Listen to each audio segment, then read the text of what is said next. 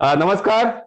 Good evening आप सभी का। आपका दोस्त और होस्ट मैं सुनील शर्मा स्वागत करता हूं। दोस्तों, इस लाइन के साथ में कि ना कोई राह आसान चाहिए, ना कोई राह आसान चाहिए, ना ही हमें कोई पहचान चाहिए, ना ही हमें कोई पहचान चाहिए। एक ही चीज मांगते हैं रोज भगवान से, एक ही चीज मांगते हैं रोज भगवान से। आपके सबके चेहरों पर, अपनों के चेहरों पर हर पल प्यारी सी मुस्कान चाहिए, हर पल प्यारी सी मुस्कान चाहिए। इसी के साथ में महासेवा और एमएनएस मीडिया न्यूज सर्विस की तरफ से आप सभी जो लाइव देख रहे हैं यूट्यूब पे दोस्तों, महासेवा के चैनल पर और साथ ही वेबएक्स पर हमारे जो प्यारे प्यारे दर्शक और हमारे जो वेल विशर्स है, पार्टिसिपेंट्स है, उन सभी का मैं स्वागत करता हूं। और साथ ही आपको बता दूं, बड़ा महत्वपूर्ण सब्जेक्ट है, discussion on कमेडियम of the self redevelopment books है, जो बड़ी महत्व साबित होगी। टाइप्स ऑफ सेल्फ रिडेवलपमेंट के विषय पर बात करेंगे। इस विषय पर हमारे कीनोट स्पीकर है जाने माने सीए रमेश प्रभु जी, जो हाउसिंग गुरु के नाम से जाने जाते हैं। और दूसरा हमारा सब्जेक्ट है दोस्तों, सिर्फ पेंटिंग नहीं, वाटर प्रूफिंग भी। इस विषय पर शैलेंद्र सिंह जी बताएंगे, डॉक्टर फिक्सिट की तरफ से। और आज के हमारे इस विषय के तमाम मॉडरेटर है राजीव सक्सेना जी, जो टास्क फोर्स महासेवा टास्क फोर्स के चेयरमैन है, साथ ही माई सोसाइटी क्लब के फाउंडर डायरेक्टर हैं, सीईओ है। उनका तमाम लोगों का मैं स्वागत करता हूं दोस्तों। और सबसे पहले मैं आपको ये एक वीडियो दिखाता हूं, जिसमें ये जो बुक है सेल्फ रिडेवलपमेंट पर, ये श्री सुभाष लाला जी, जो रिटायर हैं आईएएस और दो दो मुख्यमंत्री के प्रिंसिपल सेक्रेटरी रह चुके हैं, विलासराव देशमुख जी और सुशील कुमार शिंदे जी के। तो उनका काफी अनुभव है, वो कोऑपरेटिव डिपार्टमेंट में कमिश्नर रह चुके हैं, यूडी में कार्यकाल रह चुका उनका। तो ऐसे अनुभवी और उनके साथ में हाउसिंग गुरु रमेश प्रभु जी पार्टिसिपेट है हमारे, उनकी तरफ से स्वागत करता हूं इस लाइन के साथ में कि अगर गुमनाम है कोई, अगर गुमनाम कोई उसे एक नाम मिल जाए, अगर गुमनाम है कोई उसे एक नाम मिल जाए, मिले साथ जिसे इनका, रमेश प्रभु जी का, मिले साथ जिसे इनका उसे पहचान मिल जाए, मिले साथ जिसे इनका उसे पहचान मिल जाए, भला कैसे नहीं उसका मुकद्दर रंग बदलेगा, भला कैसे नहीं उसका मुकद्दर रंग बदलेगा। सुदामा को अगर जो आप सा घनश्याम मिल जाए, सुदामा को अगर आपका आप जैसा घनश्याम मिल जाए। प्रोफेसर आपका स्वागत है। और आगे के लिए मैं राजीव सक्सेना जी को, मॉडरेटर है आज के, तो उनका भी औपचारिकता है कि उनको बुलाना है और आगे की बागडोर वो संभालेंगे। Rajiv ji please welcome. Thank you Sharma ji, नमस्कार एंड सभी पार्टिसिपेंट्स का हार्दिक अभिनंदन, हार्दिक स्वागत आज के इस खास वेबिनार में। खास क्यों है, क्योंकि जो आज हमारे कीनोट स्पीकर है वो रिनॉन्ड स्पीकर है, जिनको किसी भी तरह का कोई भी इंट्रोडक्शन का रिक्वायरमेंट नहीं है। मतलब अगर मैं उनके बारे में बोलूं तो ये शायद बोलते हैं चांद सूरज को दिए दिखाने सी बात है। तो फिर भी एक हमारी औपचारिकता है कि आपको इंट्रोड्यूस करें। तो आज हमारे साथ में है प्रसिद्ध चार्टर्ड अकाउंटेंट श्री रमेश प्रभु जी, जो पिछले 2 डिकेड से इस फील्ड में जुड़े हुए हैं और मोर देन 40 बुक्स उन्होंने हाउसिंग सोसाइटीज के वेरियस सब्जेक्ट्स के बारे में लिखा है। और आज ऐसे ही एक जो बुक है, जो अभी आपने देखा वीडियो में जिसके बारे में चर्चा हुई, उसके ऑथर हैं। और ये अगेन सौभाग्य की बात है सभी पार्टिसिपेंट्स के लिए कि आज वो स्वयं हमारे बीच में है, जो उस बुक के बारे में, उसमें जो जो कंटेंट्स लिखे हैं, उसमें जो उनके अनुभव शेयर किए, उसके बारे में आज उनसे बात करेंगे। सेल्फ डेवलपमेंट के बारे में और किस टाइप के सेल्फ डेवलपमेंट उसके बारे में आज हम जानेंगे। तो I request mister Prabhu ji to please take over. Thank you sir. Thank you Sunil Sharma ji and Rajiv Saxena ji. Yes, हमारा नाता बहुत अच्छा रहा और हम लोग ऐसा काम करते रहेंगे। एक सोशल अप्रोच आप दोनों का है, इसके लिए आप एक सोशल ऑर्गेनाइजेशन से जुड़े हैं, मैं आपका धन्यवाद देता हूं। और आज का विषय में डायरेक्ट जाना चाहूँगा। किताब में जो 26 चैप्टर्स और लगभग 23 एनेक्सर्स करके सेल्फ डेवलपमेंट के बारे आज तक कोई किताब लिखने का प्रयास नहीं किया था। तो हमने 2 साल का मेहनत में एक किताब लिखा है। तो ये किताब में लगभग जैसा मैंने बताया 26 चैप्टर्स है, लेकिन वो 26 चैप्टर्स क्या है, किस तरह से विषय को लिया गया, 26 चैप्टर जो है उसमें मैंने एजेंडा के रूप में डालने का प्रयास किया है। हाउसिंग सोसाइटी क्या है, उसका मूवमेंट क्या है, सेल्फ डेवलपमेंट का मूवमेंट किधर से आया, और एंट्री ऑफ द डेवलपर कब हुआ, सेल्फ डेवलपमेंट करना है, रीडेवलपमेंट करना है, तो उसका क्या प्रीरिक्विजिट है, रीडेवलपमेंट और उसका एडवांटेज चैलेंजेस क्या है, और उसका प्रक्रिया कितना है, टाइप्स ऑफ सेल्फ रीडेवलपमेंट क्या है, और उसमें why we should go for self development, systems of self redevelopment, feasibility report, role of PMC and other professionals, directions under section 79 of the MCS Act, methodology of self development, fundraising options, government initiatives and incentives, impact of RERA, GST, income tax, shareholders, stakeholders opportunity, मतलब हर stakeholder का opportunity क्या है, challenges क्या है, और way forward. तो ये पूरी टॉपिक जो है लगभग 450 पेज का किताब में हमने उतारने का प्रयास किया. ये 450 पेज का जो किताब है वो no doubt as a chairman Subhash Lala ji जो आईएएस ऑफिसर रिटायर्ड और रमेश प्रभु एज ए महासेवा का चेयरमैन, हमने उसमें योगदान दिया, लेकिन उसके साथ साथ 50 एक्सपर्ट लोगों ने अपना इसमें योगदान भी दिया. 2 साल में लगभग 50 के ऊपर मीटिंग लेते हुए हमने इस बुक का एक जिसको हम बोलते हैं मैनुअल तैयार किया है. तो करते हैं, देखिए कोऑपरेटिव हाउसिंग सोसाइटी का मूवमेंट ही सेल्फ डेवलपमेंट से हुआ. डेवलपमेंट एंड रीडेवलपमेंट में 2 फर्क है. डेवलपमेंट मतलब जहां ग्रीन फील्ड है तो उसके ग्रीन फील्ड के ऊपर यदि आप प्लान पास करके जो डेवलपमेंट करते हैं उसको सेल्फ डेवलपमेंट बोलते हैं, development bye housing society themselves. दूसरा रीडेवलपमेंट. रीडेवलपमेंट मतलब जहां डेवलपमेंट हुआ उसको तोड़ के नया रीडेवलपमेंट करते, नया डेवलपमेंट करते, उसको रीडेवलपमेंट. तो जो कोऑपरेटिव हाउसिंग सोसाइटी का मूवमेंट हुआ है वो सेल्फ डेवलपमेंट से हुआ है.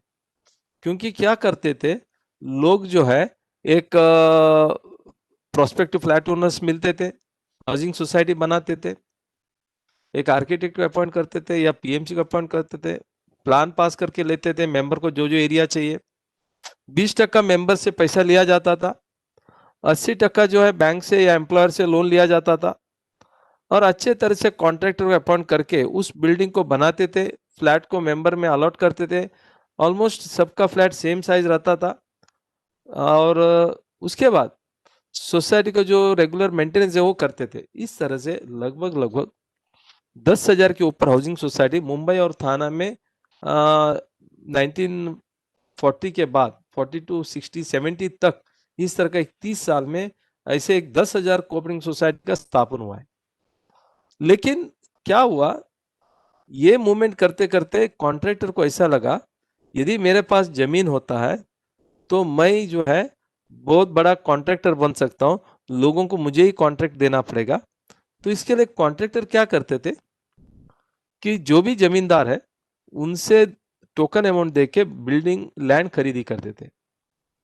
लैंड उनके पास आया तो वो क्या करते थे, जितनी भी सोसाइटी बनता था प्रपोज सोसाइटी, तो उनके साथ एक पैकेज डील करते थे. वो बोलते थे जमीन आपको हम कन्वे करेंगे, उसके साथ साथ कंस्ट्रक्शन भी ये स्क्वायर फुट में हम ही बना के देंगे. जब लैंड और कंस्ट्रक्शन दोनों एक ही आदमी बना के देने का प्रयास करता है तो हाउसिंग सोसाइटी को काम भी बहुत कम हो जाता था. क्योंकि प्लानिंग बनाना, अप्रूवल करके लेना, फिर उसको कंस्ट्रक्शन करके पूरी तरह से तैयार करना, ये पूरी काम वो बिल्डर करता था. तो इसके लिए वो कॉन्ट्रैक्टर जो है छोटा मोटा बिल्डर जैसा बन गया. उसके बाद अर्बन लैंड सेलिंग, क्योंकि जितने जितने बिल्डर लोग लैंड को होल्ड करते थे या जमीन मालक बिल्डिंग जमीन अपने पास रखते थे, तो गवर्नमेंट ने अर्बन लैंड सेलिंग एक्ट डाला, जिससे कि क्या हुआ कि उसमें बहुत सारा बेनिफिट हो गया, आप बता सकते हैं. कई बार थोड़ा लिटिगेशन भी हुआ. इससे जो जिसको हम बोल सकते हैं लैंड का स्कैरसिटी आ गया, ब्लैक मनी ट्रांजैक्शन आने गया, अप्रूवल में बहुत सारा खर्चा आने लग गया. और इस दरमियान ये पता चला कि जो हाउसिंग सोसाइटी जो प्रमोट करते हैं उनमें और मेंबर में भी कुछ ट्रस्ट डिफिसिट आने लग गया. कुछ प्रमोटर बिल्ड फ्लैट वाले से पैसा लेते थे, मेंबर से पैसा लेते थे, लेकिन प्रॉपर्टी जो लिटिगेशन प्रॉपर्टी में पैसा डालते थे, उससे वजह से तो प्रमोटर के ऊपर जो है थोड़ा सा डिफरेंस ऑफ ओपिनियन होता था, उनके ऊपर भरोसा नहीं होता था. उसके बाद land owner preferred DA with the developer. Land owner को कॉन्ट्रैक्टर बताते आप हमारे पास डीए करिए, डेवलपमेंट एग्रीमेंट करिए, ताकि आपको ज़्यादा बेनिफिट मिलेगा। जैसे जैसा फ्लैट का वैल्यू बढ़ते जाएगा, आपको भी वैल्यू ज़्यादा मिलता रहेगा, आप हमारे से पार्टनरशिप करिए।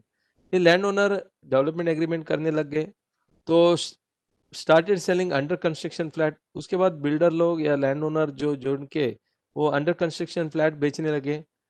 इंडिविजुअल हाउसिंग लोन एचडीएफसी जैसे इंस्टीट्यूशन शुरू हुआ, तो आपको इंडिविजुअल लोन मिल गया। तो इससे एक कंस्ट्रक्शन बाय द डेवलपर और बिल्डर सर्व हो गया, और हाउसिंग सोसाइटी आपको पोजीशन मिलने के बाद मिलता था। तो आप लास्ट स्लाइड में देखा, पहला हाउसिंग सोसाइटी बनाते थे, फिर बिल्डिंग बना के लोगों को फ्लैट देता था। लेकिन अभी पोस्ट 1960-70 ऐसा न लग गया कि बिल्डर जो है या कॉन्ट्रैक्टर है अंडर कंस्ट्रक्शन फ्लैट बेचते थे, बिल्डिंग बनाने के बाद हाउसिंग सोसाइटी बनाते थे। इस तरह से एक 360 डिग्री का एक अभी यदि सेल्फ रिडेवलपमेंट, जमीन अभी का जो सवाल है वो सेल्फ डेवलपमेंट। यदि सेल्फ डेवलपमेंट करना है तो हमें क्या करना है?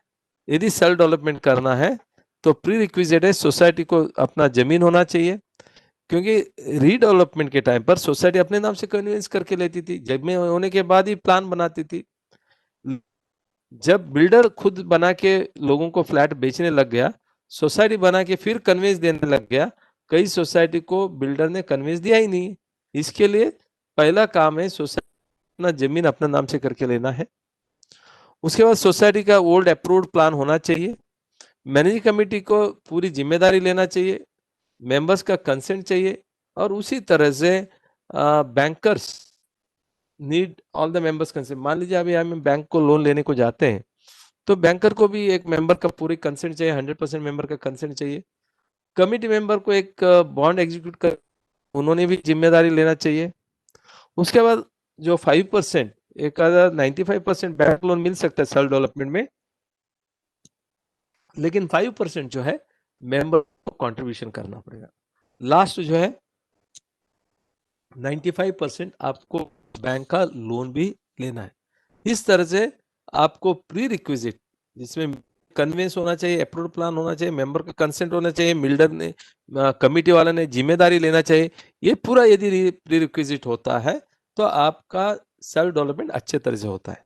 मैं संक्षिप्त में आपको बोल रहा हूँ, 450 पेज मान लो 45 मिनट्स में भी करना ये बहुत मुश्किल की काम है। मगर आप एक किताब लेते हो जो हमारा ऑफिस में अवेलेबल है, आज 1500 रुपए का किताब आपको 1200 रुपए में मिलेगा, 20% डिस्काउंट में आप ले सकते हो।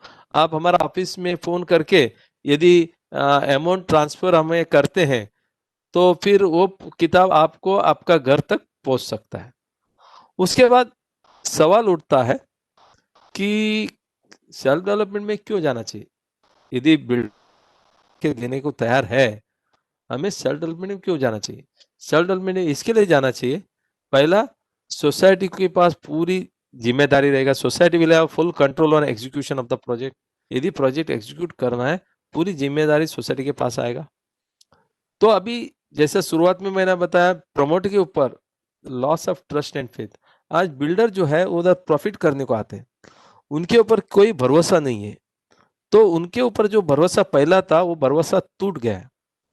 यदि वो भरोसा ही हमारा बिल्डर के पास नहीं है, फिर हमारा घर उनको देके तोड़ने के बाद यदि घर नहीं बनता है तो क्या होगा? तीसरा महत्वपूर्ण है, 60 to 70% of the project cost है वो है जमीन। यदि जमीन है तो सब कुछ है। रीडेवलपमेंट में मेन इंपॉर्टेंट चीज है जमीन। यदि और कॉस्ट भी 60 to 70% of the project cost ही जमीन है। यदि वो ऑलरेडी सोसाइटी के पास है, अभी हमें 40% या 35% चाहिए, उसके लिए आप पूरी बेनिफिट बिल्डर को देने से अच्छा वो आप प्रोफेशनल को डाल के, तो why not do the self development. आज प्रोफेशनल भी अवेलेबल है, पीएमसी भी अवेलेबल है। ऐसा नहीं कि आपको इन लोग अच्छे और बहुत रीजनेबल प्राइस में अवेलेबल नहीं है, ऐसा नहीं है, वो अवेलेबल है। द अप्रूवल कॉस्ट में भी पार्ट ऑफ, कई बार लोग पूछते हैं सर हमें ऐसा पता चलता है कि बीएमसी में या अप्रूवल में या कोई लाइसेंसिंग में खर्चा बहुत होता है, वो कैश में खर्चा होता है। तो यदि ऐसा कुछ नहीं है, यदि कोई एक्सपेंसेस कैश में करना पड़ता भी या अप्रूवल लाने का जिम्मेदारी भी आप कॉन्ट्रैक्टर को डाल सकते हैं, that can be one of the item. जिसमें ये बताया जाएगा कंस्ट्रक्शन कॉस्ट मान लो 2,500 है, तो 500 अप्रूवल का खर्चा आता है, तो 3,000 का कॉन्ट्रैक्ट आप उनके साथ बन सकता है। उससे क्या होगा, एक तो अप्रूवल लाने का जिम्मेदारी उनके पास दिया, तो फटाफट अप्रूवल लाने का भी कोशिश करेंगे। ओन चॉइस ऑफ प्लान, ये महत्वपूर्ण है, क्योंकि जो मेंबर को एरिया चाहिए, प्लान चाहिए, ये आप खुद कर सकते हो। Profit in the form of extra area corpus भी सोसाइटी को मिल सकता है। आपको ये सुनते हुए आश्चर्य होगा, 5,800 जो रीडेवलपमेंट प्रोजेक्ट है गया 10 साल में स्टॉल्ड हुआ है। आज उसके ऊपर कार्रवाई चालू है, लेकिन 5,800 project out of 10,000 project is a huge number.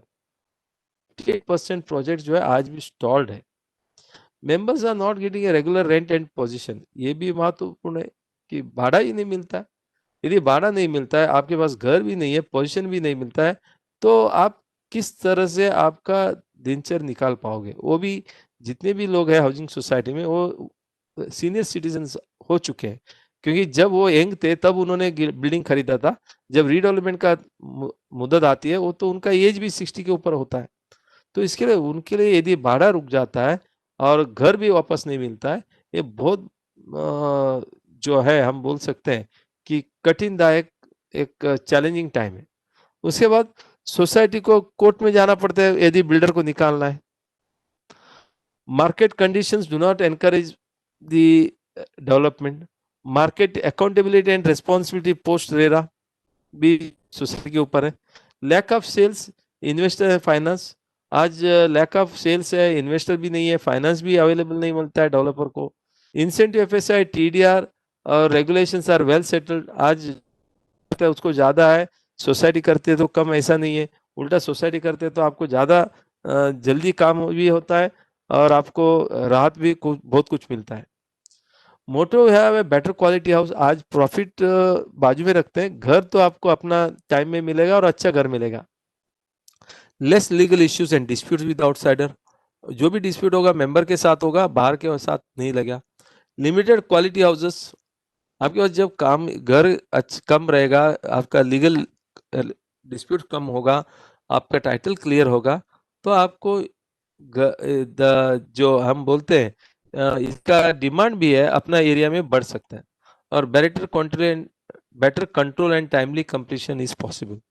यदि सेल्फ डेवलपमेंट में जाते हो तो आपको टाइमली कंप्लीशन भी पॉसिबल है। ये पूरी चीज अच्छी तरह से हमने किताब में compendium of self redevelopment by CHS बताया गया। अभी सवाल उठता है, आपने पूछा कि सर हमें ये बताइए टाइप्स ऑफ रीडेवलपमेंट। और टाइप्स ऑफ रीडेवलपमेंट दो प्रकार का डेवलपमेंट होता है, एक है बिल्डर्स रीडेवलपमेंट और दूसरा है redevelopment by the society themselves. तो दो प्रकार का है, development by the builder, 100% builder को दे दो, वो डेवलपमेंट करेगा, पूरा आपको जिम्मेदारी कुछ भी नहीं है, आपका डेवलपमेंट एग्रीमेंट हो जाएगा। जो दूसरा है सेल्फ डेवलपमेंट। लेकिन सेल्फ डेवलपमेंट में भी सवाल उठता है, types of self development, methods of self development या सिस्टम्स ऑफ सेल्फ डेवलपमेंट। इसमें हमने 4 प्रकार का सिस्टम बनाया है। सेल्फ डेवलपमेंट में 4 प्रकार का जो है वो सिस्टम है। 4 प्रकार का सिस्टम क्या है, let us try to understand. पहला जो है कि डिपार्टमेंटल सिस्टम।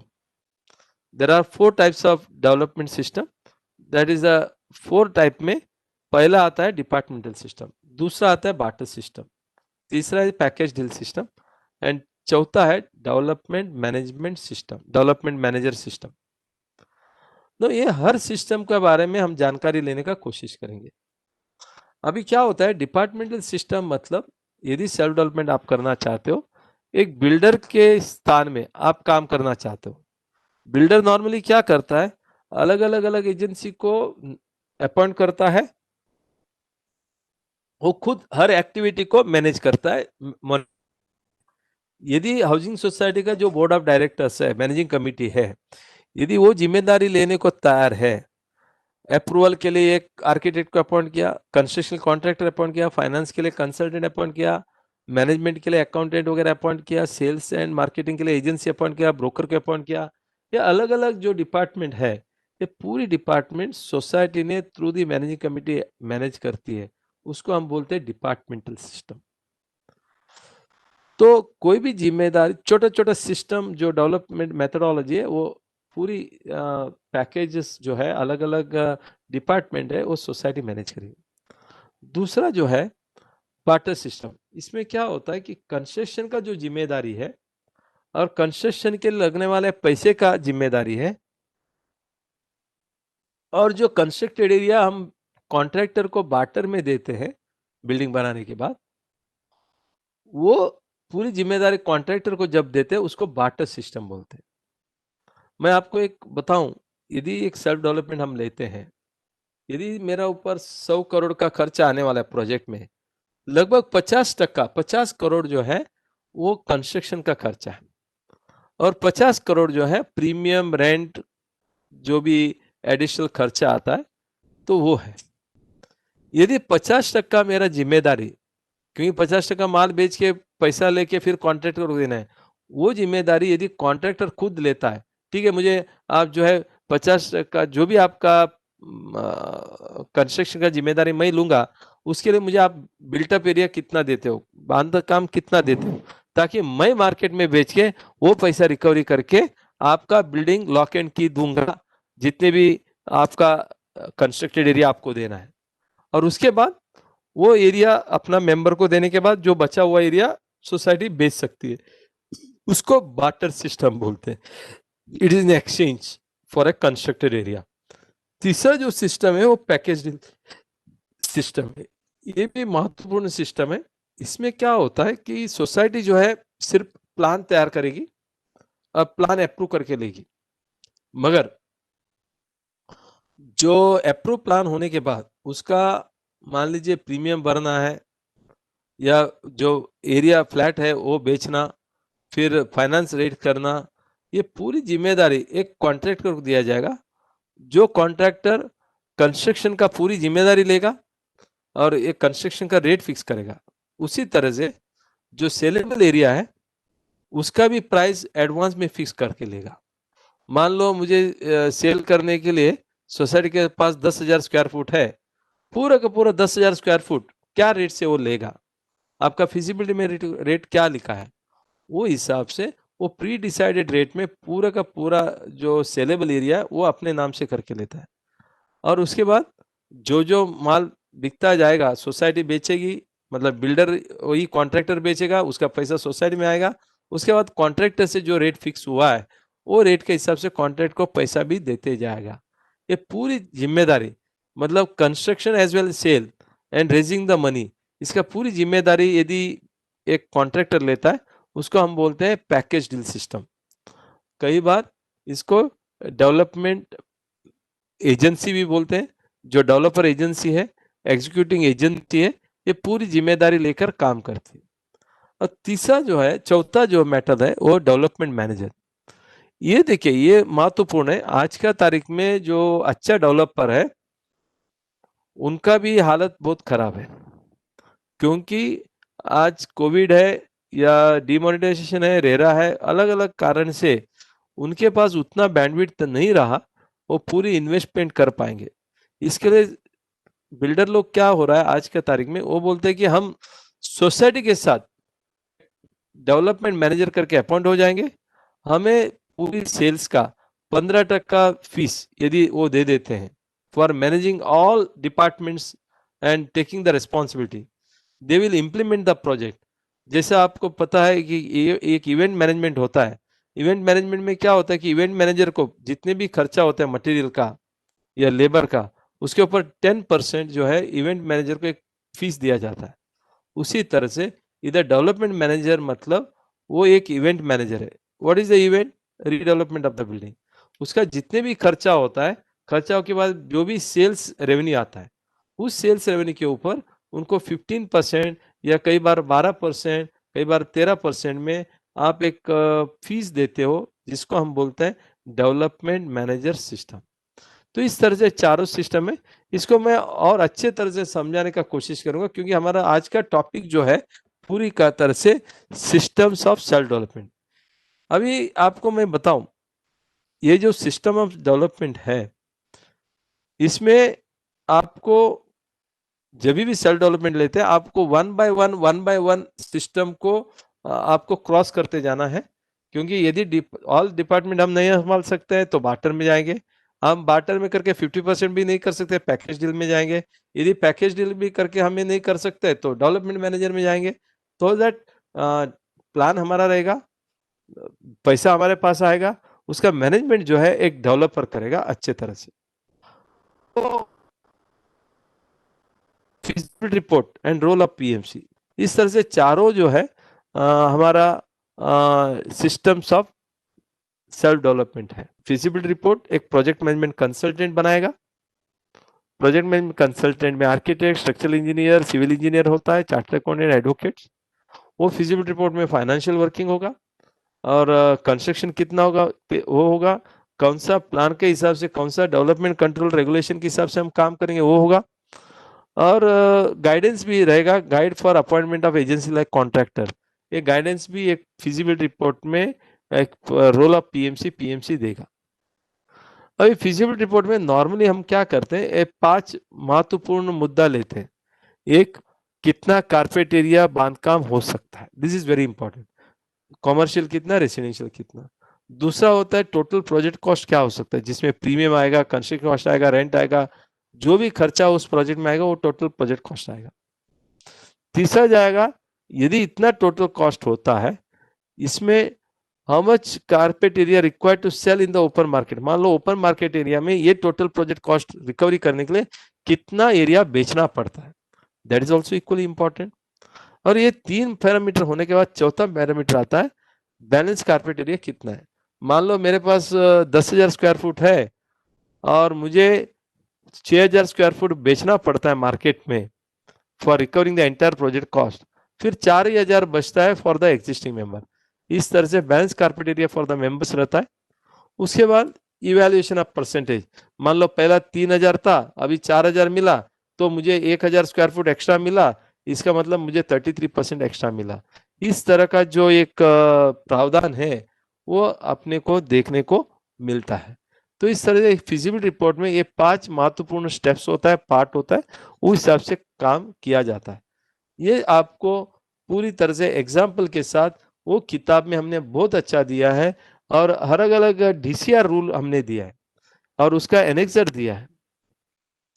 तो डीसीआर में नॉर्मल होता है कि आपको कौन सा एरिया में है, कितना एफएसआई है, कितना प्रीमियम है, कितना एडिशनल प्रीमियम देना पड़ता है, आपको टोटल रोड विड्थ के हिसाब से कितना एफएसआई मिलता है। ये पूरी जो टेबल है अंडर अलग अलग स्कीम, वो बुक में भी बताया गया, वो आपको जानना जरूरी है, क्योंकि ये नॉर्मली फिजिबिलिटी रिपोर्ट जो है वो आर्किटेक्ट ही बना सकता है, क्योंकि उसका एक्सपर्ट है। जब वो एक्सपर्ट है उससे आप ये सब काम करा के ले सकते हो। उसके बाद जैसा मैंने बताया कि एफएसआई जो है टेबल 30 ए, डीसीआर 30 ए में टेबल 12 दिया है, उस हिसाब से आपको एफएसआई मिलता है। मैं इधर डिस्कस नहीं करूंगा कि कौन सा एरिया में कितना एफएसआई मिलता है, क्योंकि वो डीसीआर से पता चलेगा। फिर भी डीसीआर 31(1) में कौन सा एरिया एफएसआई में काउंटेड है, 31(2) में कौन सा एरिया एफएसआई में एग्जेम्प्टेड है। जैसा कि फॉर एग्जांपल मान लो सज्जा है, कुछ स्टेयरकेस है, आपका लिफ्ट है, मीटर रूम है, कुछ चीज एग्जेम्प्टेड है, वो कौन सा एग्जेम्प्टेड फ्रॉम द एफएसआई वो बताता है। उसके बाद 31(3) में फंजिबल एफएसआई। फंजिबल एफएसआई क्या है, तो फंजिबल एफएसआई डीसीआर 35, डीसीआर 35(4) में कितना फंजिबल एफएसआई मिलेगा, कॉम्पनसेट एफएसआई। फंजिबल एफएसआई का मतलब ये है, पहला 10% जो है बालकनी देते थे, उसके बाद एक ऐसा कॉन्सेप्ट आ गया कि बिल्डर जो है जो एलिवेशन या एक्सटेंडेड एरिया, जिसको फ्लावर बेड बालकनी बोलते हैं, वो कितना भी कर सकते थे। कई बार बिल्डर जो है 500 स्क्वायर फुट का फ्लैट है, 1,000 स्क्वायर फुट का एलिवेशन एरिया बनाते थे। ये जब गवर्नमेंट को पता चला इस तरह से एफएसआई का चोरी होता है, तो गवर्नमेंट ने बताया कि यदि आप एडिशनल एरिया बनाते हो जो ओवर एंड अबव एफएसआई है for the purpose of flower bed, निच एरिया, एलिवेशन, तो वो 35% के ऊपर नहीं जा सकता है, जिसको उन्होंने कॉम्पनसेटरी एफएसआई बताया गया। इस तरह से कॉम्पनसेटरी एफएसआई होता है। अभी DCR 32 में ट्रांसफर ऑफ डेवलपमेंट राइट ये बताया गया, ट्रांसफर ऑफ डेवलपमेंट राइट में कि डेवलपमेंट राइट कैसा ट्रांसफर करके अपना बांधकाम कर सकता है। क्योंकि क्या होता है कि जो भी डेवलपमेंट होता है उसमें बेसिकली एक तो प्लॉट एफएसआई होता है, जिसको प्लॉट एफएसआई बोलते हैं हम लोग, पोटेंशियल प्लॉट पोटेंशियल।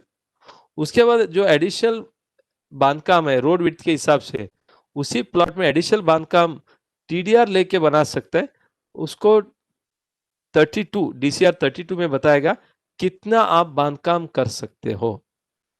उसके बाद तीसरा आता है DCR 33 deals with additional FSI, जैसा कि depending on the various types of development, वो माड़ा का डेवलपमेंट है, आपका स्लम का डेवलपमेंट है, या आपका किस टाइप का डेवलपमेंट है, तो वो डेवलपमेंट को लेकर आपको एडिशनल एफएसआई इंसेंटिव एफएसआई भी मिलता है।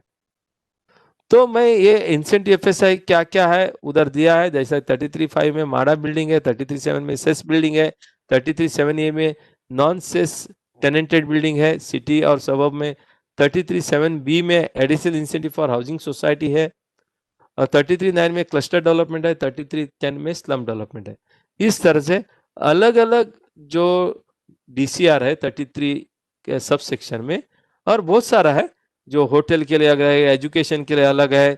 तो मैं वो सब इधर डिस्कस नहीं कर रहा हूँ, मैं इंपॉर्टेंट चीजें डिस्कस कर रहा हूँ। इस तरह से DCR 33 में जो एफएसआई अलाउड है वो भी हमें समझ में आ सकता है, और ये भी हम उस किताब में अच्छे तरह से एक्सप्लेन करने का प्रयास किया है, और उसको लेकर आप एक फिजिबल रिपोर्ट कैसा बना सकता है।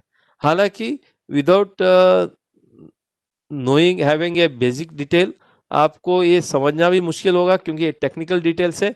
However we have tried to explain nicely in the book. अभी आते हैं section 79A of the MCS act. Redevelopment करना है तो क्या प्रोसीजर अडॉप्ट करना है। गवर्नमेंट ने 2000 रीडेवलपमेंट या सेल्फ डेवलपमेंट को या क्लस्टर डेवलपमेंट को लेकर तो किस तरह रीडेवलपमेंट कर सकता है वो एक डायरेक्शन दिया है। उसका पहले का डायरेक्शन 3 जनवरी 2009 था। लगभग 10 साल के बाद या 10.5 साल के बाद एक नया जीआर लाया है, नोटिफिकेशन लाया, जिसमें रीडेवलपमेंट या सेल्फ डेवलपमेंट कैसा कर सकते हैं। पहले का 3 जनवरी 2019 का जो 9 का जो सर्कुलर था, that was only related to how you can appoint a developer. It was nothing to do with the self development. लेकिन अभी का जो सर्कुलर है उसमें आपको सेल्फ डेवलपमेंट के बारे में भी जिक्र किया, अलग अलग टाइप का डेवलपमेंट का बारे में जिक्र किया। तो पहला आते हैं society to decide all the purpose of redevelopment. आपको रीडेवलपमेंट जो है वो SGM में डिसाइड करना है, और स्पेशल जनरल बॉडी मीटिंग रहेगा उस रीडेवलपमेंट के लिए होगा, और development control and promotion regulation के हिसाब से ही रीडेवलपमेंट होगा। DCR के हिसाब से ही या DCPR के हिसाब से रीडेवलपमेंट होगा। ये पूरी तरह का रीडेवलपमेंट, जो अलग अलग टाइप का रीडेवलपमेंट है, सेल्फ डेवलपमेंट है, वो पूरी टाइप का रीडेवलपमेंट का को ये GR लागू है। डिसीजन जो भी लेंगे आप सेल्फ डेवलपमेंट के बारे में या रीडेवलपमेंट के बारे में SGM में, वो पूरी बायलॉज के हिसाब से रहेगा, एक्ट रूल्स एंड नोटिफिकेशन से रहेगा। Society need to have a redevelopment of web portal. ये महत्वपूर्ण है। इसमें यह बताया गया कि हर सोसाइटी को एक वेब पोर्टल रखना जरूरी है। वेब पोर्टल क्यों चाहिए? क्योंकि रीडेवलपमेंट होने के बाद लोग अलग अलग जगह में रहते हैं। यदि अलग अलग जगह में जाते हैं, यदि रीडेवलपमेंट के बारे में पूरी जानकारी उसमें रख सकते हैं। CC कैमरा यदि वेबसाइट में आप साइट में डालते हो तो फिर वो वेबसाइट से आप हमेशा देख पाएंगे, और जो भी आपका मिनट्स है, ऑफर्स है, डिस्कशन है, ये पूरी तरह का आपका पॉलिसीज है, वो आप वेबसाइट में डाल सकते हो। कम्युनिकेशन अच्छा हो सकता है, इंफॉर्मेशन अच्छा मिलेगा। और उसके बाद ये महत्वपूर्ण है, ऑथराइज ऑफिसर या एडमिनिस्ट्रेटर जो है, यदि सोसाइटी में मैनेजिंग कमेटी नहीं है तो आप रीडेवलपमेंट का काम नहीं ले सकते हो। SGM जब बुलाएंगे तभी मिनिमम 20% लोगों ने सिग्नेचर देना चाहिए, तभी तो आप बुला सकते हैं। और 14 दिन का नोटिस देना चाहिए SGM को, और कोरम जो है मिनिमम 2/3 होना चाहिए। 2/3 कोरम के अलावा आपका काम नहीं हो सकता। रीडेवलपमेंट का जो एजेंडा है, appointing of PMC, time frame जो है वो एजेंडा ही होना चाहिए। इसमें 3 ही एजेंडा होता है। एक, रीडेवलपमेंट कैसा किया जाएगा, करना चाहिए कि नहीं करना चाहिए। दूसरा, अपॉइंटमेंट ऑफ पीएमसी होगा। और तीसरा, रीडेवलपमेंट का टाइमलाइन क्या होगा। ये 3 इंपॉर्टेंट चीज जो है वो डिस्कशन होता है। उसके बाद जो है आपको देखना पड़ता है कि decision to be taken by 51% members. पहला क्या था, 75% मेंबर प्रेजेंट होना चाहिए था, उसमें 75% लोगों ने आपको अप्रूवल देना था। अभी जो अप्रूवल है वो 51% लोगों से आप कर सकते हो। आपको अटेंडेंस 2/3 चाहिए, कोरम 2/3 चाहिए, लेकिन 51% लोग सोसाइटी का वो आपको राइटिंग में आपको अप्रूवल देते हैं, उस मीटिंग में आके अप्रूवल देते हैं, ताकि आप रीडेवलपमेंट लिख पाएंगे। फिजिबिलिटी रिपोर्ट, प्लान, टेंडर, सब कुछ आपका जो कमिटी या प्रोजेक्ट मैनेजमेंट कंसल्टेंट है वो प्रेजेंट कर सकते हैं बना के।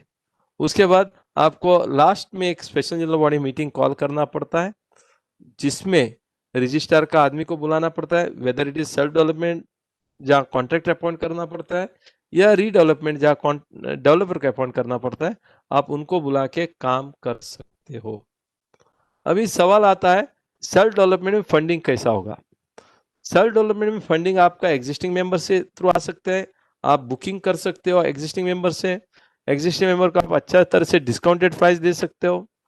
ब्रोकर न्यूज़पेपर एडवर्टाइजमेंट दे सकते हो, डिस्प्ले ऑफ होर्डिंग कर सकते हैं, हैंडबिल डिस्ट्रीब्यूशन कर सकते हैं। आप अपना कोई भी मेंबर है उनका रिलेटिव को बोल सकते हैं आप 50% ही पेमेंट दे दो, बाकी का बैलेंस स्टेजेस में दे दो, ताकि उनको भी पता है कि हाउसिंग सोसाइटी है, कोई फ्रॉड हो नहीं सकता है।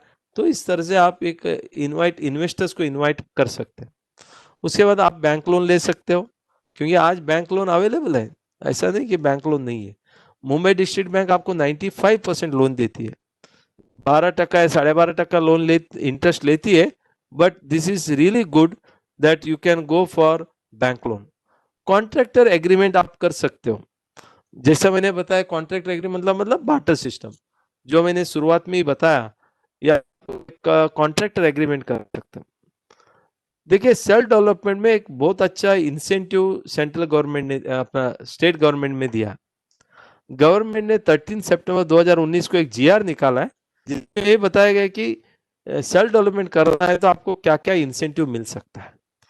तो सोसाइटी विद 30 इयर्स ओल्ड और dilapidated is considered for a self development. Self development करना है और आपको इंसेंटिव चाहिए, वो 3 साल के ऊपर होना चाहिए, या बिल्डिंग तो डिलेपिडेटेड होना चाहिए। दूसरा, आपको सिंगल विंडो क्लियरेंस होगा, एक नोडल एजेंसी अपॉइंट किया जाएगा। जो सैंक्शन है स्कीम को वगैरह आपको 6 महीने के अंदर मिलेगा, ये महत्वपूर्ण है। और उसके बाद आपको 10% FSI या इंसेंटिव FSI मिलेगा, over and above the prevailing DCPR। जो भी प्रिवेलिंग DCPR में मान लो आपको 10,000 स्क्वायर फुट मिलता है, अभी इसमें और 10% एक्स्ट्रा मिलेगा, मतलब 11,000 स्क्वायर फुट मिलेगा। आपको 30,000 स्क्वायर फुट मिलता है, 3,000 स्क्वायर फुट एक्स्ट्रा मिलेगा। ये जो 3,000 है 10% है, मतलब बहुत बड़ा एरिया होता है, और उसका इंसेंटिव भी बहुत तगड़ा होता है। यदि रोड विड्थ 9 मीटर का कम है, फिर भी आपको 0.4 FSI विदाउट प्रीमियम मिल सकता है। आपको रेडी रेकनर से 50% का वैल्यू में आपको गवर्नमेंट ही TDR देगी, आपको मार्केट से लेने का जरूरी नहीं, वो आपको गवर्नमेंट भी देगी। कंसेशन द प्रीमियम रेट, जो भी प्रीमियम गवर्नमेंट को देना है उसमें कंसेशन होगा। और पेमेंट, जो प्रीमियम भरने के लिए भी आपको एक पेमेंट शेड्यूल दिया जाएगा। और concession LUC, land under construction tax है, GST है, स्टैम्प ड्यूटी है, वो स्टैम्प ड्यूटी 1,000 रुपया होगा। इस तरह से बहुत सारा टैक्सेस में कंसेशन होगा। Bank, Maharashtra state cooperative bank will be A nodal agency. आपको पूरी तरह का हेल्प करने के लिए आपको एक महाराष्ट्र स्टेट कोऑपरेटिव बैंक को एक नोडल एजेंसी बताया गया। Society to complete the redevelopment in 3 years. Society को रीडेवलपमेंट कंप्लीट करना है तो एक टाइम फ्रेम दिया है, वो 3 साल में आपको करना है। इंटरेस्ट सब्सिडी आपको 4% मिलेगा लोन का। प्लानिंग अथॉरिटी भी रेगुलेटरी अथॉरिटी, आपको रेगुलेटरी अथॉरिटी प्लानिंग अथॉरिटी को बताया गया। ट्राईपार्टी एग्रीमेंट होगा, जहां बैंक होगा, कॉन्ट्रैक्ट होगा, सोसाइटी होगा। यदि आपको प्राइम मिनिस्टर आवास योजना में करना है तो आपको 2.5 FSI भी मिल सकता है। विजिलेंस कमेटी गठन करने की बात आई है जो प्रोजेक्ट को मॉनिटर करेगी। ग्रीवेंसेस रिड्रेसल कमेटी है जहां DDR का ऑफिस में होगा। एक एम्पैनल कॉन्ट्रैक्टर होगा एट द प्लानिंग अथॉरिटी, एक कॉन्ट्रैक्टर एम्पैनल करेंगे, उसी कॉन्ट्रैक्टर अपॉइंट किया जाएगा, ताकि यदि वो कॉन्ट्रैक्टर आप बाहर से लेंगे, आपको उनका बैकग्राउंड मालूम नहीं है, यदि BMC ने या प्लानिंग अथॉरिटी ने उसका ऑलरेडी देखा किया और उनका उसी के अंदर अच्छा का अच्छा कॉन्ट्रैक्टर आप अपॉइंट कर सकते हो। तो कॉन्ट्रैक्टर का फाइनेंशियली अच्छा है नहीं है वो देखा जाएगा। Action against the contractor bye planning authority, क्योंकि एम्पैनलमेंट किया जाता है तो प्लानिंग अथॉरिटी उसके ऊपर एक्शन ले सकता है। इस तरह से जो महत्वपूर्ण रीडेवलपमेंट में जो दिक्कतें हैं, ये पूरी चीज ये 13 सितंबर का सर्कुलर में लिया गया। उसी के हिसाब से इम्पैक्ट ऑन रेरा का इम्पैक्ट है सेल्फ डेवलपमेंट में, यस बिल्कुल है। इसके बारे में भी बहुत अच्छा जानकारी दिया है। तो cooperative society will be A promoter, जो भी रजिस्ट्रेशन रेरा में चाहिए वो सब करना पड़ेगा। GST के ऊपर भी इम्पैक्ट होगा। GST यदि सेल्फ डेवलपमेंट में जाते हो तो आपको बहुत कम से कम GST देना पड़ेगा। यदि आप कॉन्ट्रैक्टर के थ्रू जाते हो तो आपको ज्यादा, डेवलपर के थ्रू जाते हो तो GST ज्यादा जाता है। इनकम टैक्स में भी बहुत सारा राहत आपको सेल्फ डेवलपमेंट में है। स्टेक होल्डर का चैलेंजेस बहुत है। चैलेंजेस क्या है? प्रोजेक्ट कॉस्ट शुरुआत का मिटिगेट करना, उसको एक्सपर्टीज को लाना, मैनेजिंग कमेटी में उतना एक्सपर्टीज नहीं है, सेलेबल एरिया को बेचना, एक अच्छा प्रोफेशनल को अपॉइंट करना, सोसाइटी को कई बार सेल्स हैंडल करना मुश्किल होता है, कई बार मेंबर और सोसाइटी में डिस्प्यूट होता है उसको हैंडल करना मुश्किल होता है। Committee is ignorant of latest changes, यदि कोई नया नया चेंजेस आता है उसके बारे में जानकारी नहीं होता है। और एक अच्छा कॉन्ट्रैक्टर अपॉइंट करना वो भी बहुत एक चैलेंज है। ये स्टेक होल्डर को चैलेंज बहुत है सेल्फ डेवलपमेंट में। फिर भी जब आप बेनिफिट देखते हो ये चैलेंजेस बहुत है। इसके लिए वे फॉरवर्ड में हमें क्या बताते हैं? वे फॉरवर्ड में the government should start implementing the incentive announced. एक जो भी इंसेंटिव अनाउंस किया उसको करना चाहिए। Create awareness among the stakeholders. Society office bearer should get oriented in the process, accept the responsibility accountability of the members. पूरी member को इसका जानकारी देना चाहिए। फंडिंग एजेंसी ज्यादा आना चाहिए। Successful model and system should be spread. Transparency and accountability होना चाहिए। प्रॉपर डिस्प्यूट रिडर्सल सिस्टम होना चाहिए। Self development issues to be addressed by MahaRERA में इसमें इन्वॉल्व होना चाहिए, उनको रेगुलेटर करना चाहिए। ये सेल्फ डेवलपमेंट में जो भी मेंबर का और सोसाइटी का इश्यूज है वो भी रिजॉल्व करना चाहिए। Self development project has its own advantages challenges. General perception among member is that construction activity is not undertaken by society member committee. ऐसा नहीं है। लोगों का एक धारणा है कि ये जो है आप सोसाइटी वाला नहीं कर सकते, ऐसा नहीं है। यदि आप अच्छे मन से काम करते हैं और प्रोसेस को बहुत अच्छे तरह से करते हो तो ये अच्छा है। Society need to take to derive the result. उसको सिस्टमेटिक होना चाहिए, कोई भी गलत काम नहीं करना चाहिए। मिनिमम कॉस्ट आपको लेना चाहिए। आईओडी आना चाहिए। आईओडी आने के बाद ही आपको ज्यादा बुकिंग कर सकते हैं। आईओडी के लिए जो भी 25 से 50 लाख लगता है उतना तो सोसाइटी को इकट्ठा करना चाहिए। इस तरह से मैं आपको यही बताऊं, मैं इसमें ज्यादा वक्त नहीं लिया। 35 मिनट्स में जो भी कंपेंडियम ऑफ सेल्फ डेवलपमेंट में संक्षिप्त में जो मैंने दिया है वो मैं बोलने का कोशिश किया। So thank you very much.